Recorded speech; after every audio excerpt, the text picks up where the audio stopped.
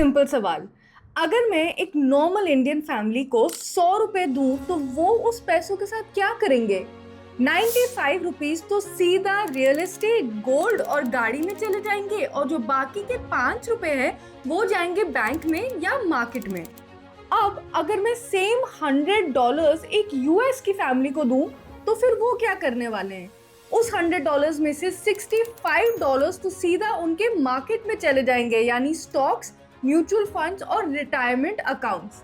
अब मैं same middle class लोगों की बात कर रही हूँ, उनके सेम मिडिल क्लास सपने हैं और सेम अमाउंट ऑफ हार्डवर्क है, लेकिन पैसा सेव करने का तरीका इतना डिफरेंट क्यों है? इस वीडियो में हम यही पता कराएंगे कि इंडियंस को गोल्ड से इतना ज्यादा प्यार क्यों है और अमेरिकन्स को स्टॉक से इतना ज्यादा प्यार क्यों है। हम आरबीआई और यूएस फेडरल रिजर्व के डेटा को स्टडी करेंगे ये ही क्वेश्चन के आंसर को समझने के लिए, और एंड में मैं आपको एक 3 स्टेप फ्रेमवर्क दूंगी जिससे आपको सोने की सेफ्टी और स्टॉक्स की तेजी वाली ग्रोथ दोनों मिलेंगे। तो एंड तक जरूर देखना। वेलकम बैक टू पैसा सीखो। My name is Kajoli and let's start the video.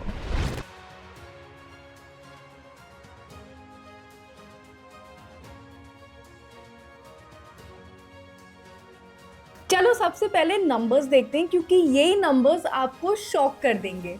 RBI के हाउस होल्ड फाइनेंस कमेटी के हिसाब से इंडियन फैमिलीज का सबसे ज्यादा वेल्थ आपको क्या लगता है कहाँ पे होएगा? चलो जल्दी से देखते हैं। सबसे पहले 77% रियल एस्टेट में है, 11% गोल्ड में है, 7% गाड़ी और अदर ड्यूरेबल्स में है। तो मतलब जो 95% है वो टोटल फिजिकल एसेट्स में ही बैठा हुआ है, और जो बचा 5 से लेके 6% है वो जाता है फिर आपके बैंक, स्टॉक्स, म्यूचुअल फंड्स और बॉन्ड्स में। मतलब हम फाइनेंशियली गरीब नहीं हैं, हम फाइनेंशियली फिजिकली ओरिएंटेड हैं। और अब अगर मैं आपको यूएस के फेडरल रिजर्व का डेटा बताऊं तो स्क्रीन पे देखो क्या दिखता है।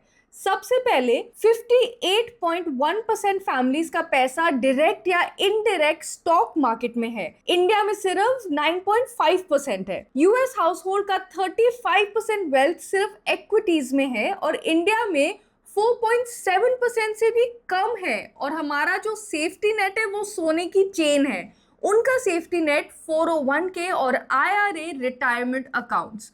तो ये इतना बड़ा डिवाइड और मेंटालिटी में इतना बड़ा डिफरेंस क्यों है? स्टोरी को समझते हैं। इंडिया में ना गोल्ड सिर्फ ज्वेलरी नहीं है, वो एक इंश्योरेंस है। जब आपकी दादी आपको कहती थी कि बेटा सोना कभी धोखा नहीं देता है, वो एक इमोशनल बॉलीवुड वाली लाइन नहीं थी, वो एक्चुअली उनकी इकोनॉमिक आउटपुट थी। मतलब जिस तरह वो अपने फाइनेंसेस को देखते हैं उसी से ये लाइन उभर के आई है। अभी ये सोचो, इंदौर में शर्मा जी बैठे हुए हैं और उनके बेटे का रैंडमली बाइक एक्सीडेंट हो गया। लकीली कुछ ज्यादा बुरा नहीं हुआ है, लेकिन उनकी सर्जरी होगी और उनको 2 लाख रुपए पे करने होंगे। अभी शर्मा जी के पास हेल्थ इंश्योरेंस नहीं है। बैंक में अगर वो लोन लेने जाएंगे तो उनको पेपर वर्क करना होगा, सिबिल स्कोर अपना दिखाना होगा, गारंटर ढूंढना पड़ेगा, बहुत सारा झंझट होगा। अभी शर्मा जी एकदम पैनिक मोड में है। वो अपने लॉकर में जाते हैं, अपने मॉम की पायल निकालते हैं और सीधा तुरंत 30 मिनट के अंदर एक गोल्ड लोन हासिल कर लेते हैं एक इनफॉर्मल पर्सन से। इनफैक्ट आरबीआई का डेटा भी यही बताता है, इंडिया में 50% से ज्यादा household debt unsecured sources से है। तो मतलब आपके साहूकार, रिश्तेदार, हाई इंटरेस्ट मनी लेंडर्स, यहाँ से लोग अपना पैसा ले रहे हैं। और इसका रीजन काफी सिंपल है। काफी टाइम से फॉर्मल क्रेडिट लोगों के लिए बहुत ही मुश्किल था हासिल करना, और इसलिए इतने सारे अनसिक्योर ऑप्शंस हैं मार्केट में जहां पे लोग सीधा भाग के जाते हैं जब उनको पैसों की जरूरत होती है। इन्हीं केसेस में गोल्ड आपका सबसे बड़ा बेस्ट फ्रेंड होता है, क्योंकि इसको पैसों के लिए एक्सचेंज करना या गिरवी रखना बहुत ज्यादा आसान होता है। इसके इतने सारे ऑप्शंस होते हैं कि लोग सोचते हैं कि सेफ्टी का मतलब गोल्ड है, क्योंकि द मिनट आपको हाई लिक्विडिटी यानी तुरंत पैसों की जरूरत होगी उसी वक्त गोल्ड आपके काम हमेशा आएगा। इसी चीज को समझ के जो आपके जो इंस्टीट्यूशंस है उन्होंने भी फॉर्मल गोल्ड लोन्स देना शुरू कर दिया, और सबसे इंटरेस्टिंग बात यह है कि FY 2023-2024 में गोल्ड लोन्स इंडिया में डबल हो गए और टोटल अमाउंट पहुंच गया 2 लाख करोड़ से भी ऊपर। ये गोल्ड लोन वाली जो मजबूरी है, इसके पीछे 3 मेन ड्राइवर्स हैं। पहला है कि लोगों के पास फॉर्मल सेफ्टी नेट्स नहीं है।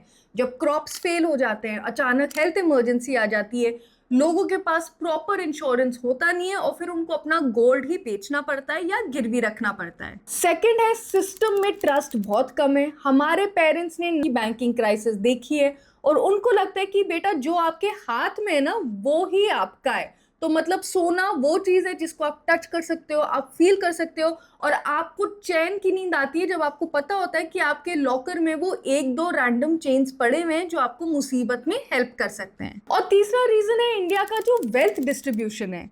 ये नंबर्स देखो, इंडिया के टोटल हाउस होल्ड वेल्थ है $19.6 ट्रिलियन। उसमें से टॉप 1% के पास $11.6 ट्रिलियन है, यानी कि 59%। और वो भी 60% पैसा रियल एस्टेट और गोल्ड में ही लॉक करके रखते हैं।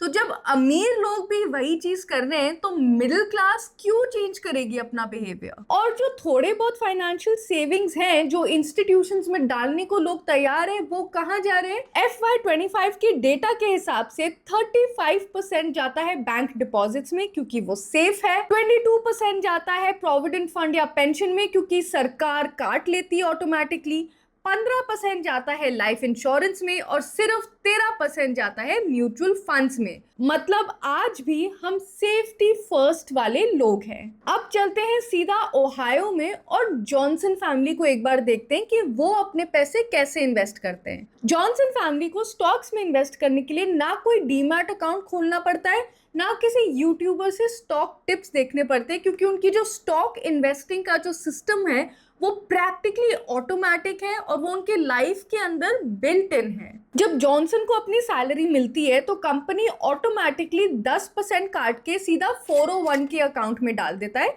और कंपनी बोलता है कि तुम 10% दोगे तो हम 5% देंगे, और ये तो मतलब फ्री मनी हो गया, तो कौन ही मना करेगा। ये जो पैसे हैं वो सीधा जाके S&P के इंडेक्स फंड्स में इन्वेस्ट होते हैं। और आप मानोगे नहीं, ये ऑटोमेटिक सिस्टम इतना स्ट्रॉन्ग है कि बाय 2022 $12.4 ट्रिलियन इस सिस्टम में पड़े हुए थे और ये पूरे इंडिया के GDP से 3 गुना ज्यादा है। इसीलिए यूएस में 54.3% फैमिलीज ऑटोमेटिकली रिटायरमेंट सिस्टम का हिस्सा हैं क्योंकि ये ऑटोमेटिक है और उनके फेवर में है। सेकेंड रीजन है गाइडेंस। अगर आप देखो तो यूएस में 52.6% फैमिलीज के पास फाइनेंशियल प्लानर्स होते हैं जो उनको अच्छे से गाइड करके बताते हैं कि आपको अपना पैसा कहाँ डालना चाहिए, कितना डालना चाहिए, कितनी देर के लिए डालना चाहिए। और ये जो गैप है ना between having an adviser and not having an adviser बहुत ज़्यादा इंपॉर्टेंट है, क्योंकि इसी में जो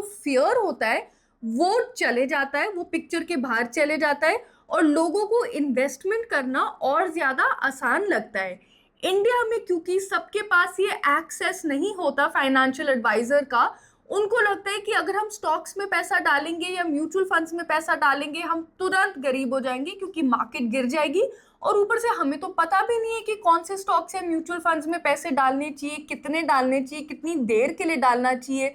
और इसी वजह से लोग उन्हीं एवेन्यूज में इन्वेस्ट करते हैं जहाँ उन्हें लगता है कि सेफ्टी है और ट्रस्ट है, जैसे रियल एस्टेट और गोल्ड।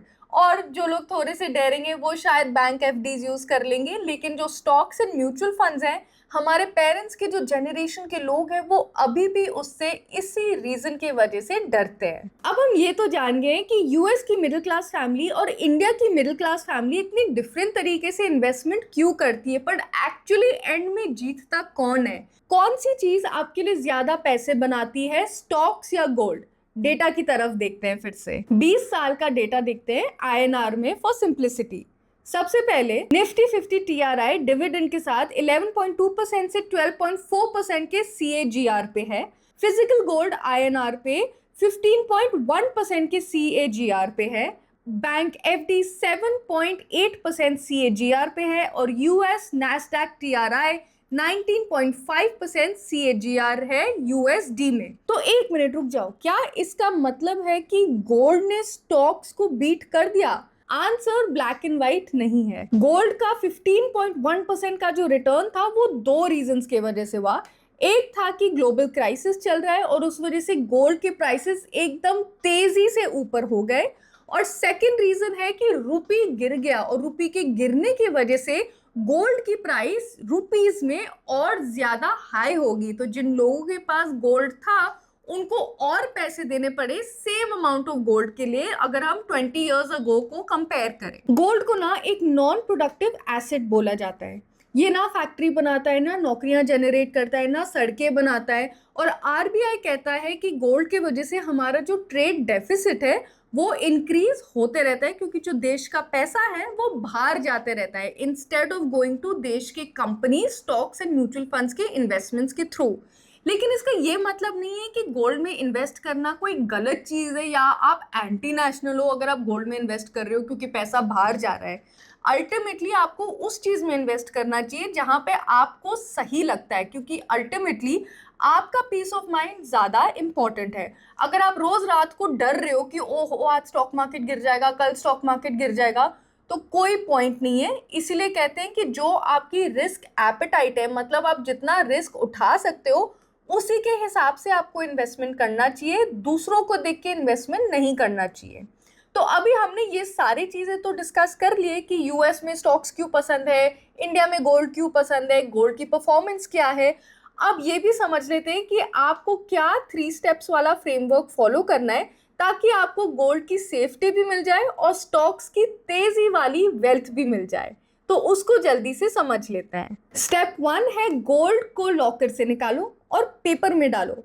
बेसिकली ना, लाइक आई सेड, गोल्ड में इन्वेस्ट करना बुरी बात नहीं है, लेकिन फिजिकल गोल्ड काफी झंझट वाली चीज होती है। एक तो आपको स्टोरेज के बारे में सोचना पड़ता है, 20% के मेकिंग चार्जेस होते हैं जो आपको वापस नहीं मिलते हैं जब आप सोना बेचने जाते हो। तो इससे अच्छा आप पेपर गोल्ड में इन्वेस्ट करो। Sovereign gold bonds, gold ETFs, ये सब अच्छे ऑप्शंस होते हैं जो गोल्ड के करंट प्राइस को ट्रैक करते हैं। आपको वही गोल्ड वाली ग्रोथ मिलती है, लेकिन साथ में आपको वो सेफ्टी भी मिल जाती है और आपको वो फिजिकल एसेट को संभालने की टेंशन नहीं लेनी पड़ती है। स्टेप 2 है अमेरिकन की तरह अपना खुद का 401k तो जरूर बनाओ। और इसका ये मतलब है कि आपको अपना सेफ्टी नेट एकदम स्ट्रॉन्ग रखना है। सबसे पहले आपको 6 महीने का इमरजेंसी फंड बनाना पड़ेगा, जिसमें बेसिकली आपकी जो 6 महीने के एक्सपेंसेस हैं वो सेफली स्टोर्ड होंगे। देखो, जॉब्स कभी भी जा सकते हैं, कभी हेल्थ इमरजेंसी आ सकती है, कुछ भी इशू हो सकता है। आपके पास ये पैसे पड़े हुए होने चाहिए जिसको आप कभी भी निकाल सकते हो और कभी भी यूज कर सकते हो। ऐसे केसेस में फिर आपको सोना बेचने की जरूरत नहीं पड़ेगी, आप बहुत आराम से अपने छोटे मोटे नीड्स को हैंडल कर पाओगे। साथ में आपको हेल्थ इंश्योरेंस और लाइफ इंश्योरेंस में इन्वेस्ट करना पड़ेगा ताकि आपकी फैमिली की सेफ्टी हमेशा गारंटीड रहे। हेल्थ इंश्योरेंस के साथ, जैसा कि आप जानते हो, अगर आपको हॉस्पिटलाइज होना पड़ेगा, आपके खर्चे इंश्योरेंस के थ्रू उठ जाते हैं। और लाइफ इंश्योरेंस में अगर आप ना रहो तो आपकी फैमिली हमेशा फाइनेंशियली सिक्योर रहेगी, क्योंकि उनको एक लमसम एंड में मिलता है। और स्टेप 3 है अपने SIPs को हमेशा ऑटोमेट करके रखो। जिस दिन आपकी सैलरी आती है उसी दिन आपके 5,000, 10,000 रुपए, जितने भी पैसे आप स्टॉक्स या म्यूचुअल फंड्स में डालना चाहते हो, ऑटोमेटिकली डिडक्ट होके सही इन्वेस्टमेंट में चले जाने चाहिए।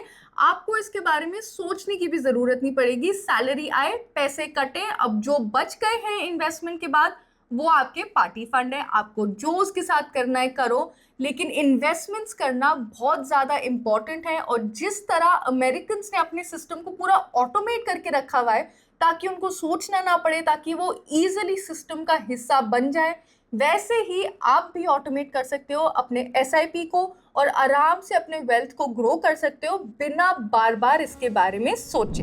तो याद रखो, इंडियंस ने हमेशा गोल्ड एंड फिजिकल एसेट्स इसलिए चुना क्योंकि सिस्टम ने उन्हें और कोई ऑप्शन नहीं दिया।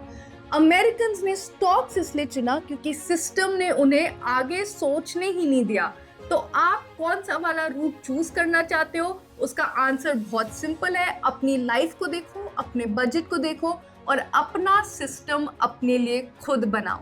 अगर ये वीडियो आपको पसंद आया तो प्लीज चैनल को सब्सक्राइब कर दो, वीडियो पे लाइक का बटन जरूर दबा देना, इसे अपने फ्रेंड्स के साथ जरूर शेयर करो ताकि वो भी अपने प्रॉपर सिस्टम्स जल्दी से बना ले। और अगर कोई डाउट्स है, अगर कोई फीडबैक है तो कमेंट में जरूर लिख देना। मिलते हैं आपसे अगले वीडियो में।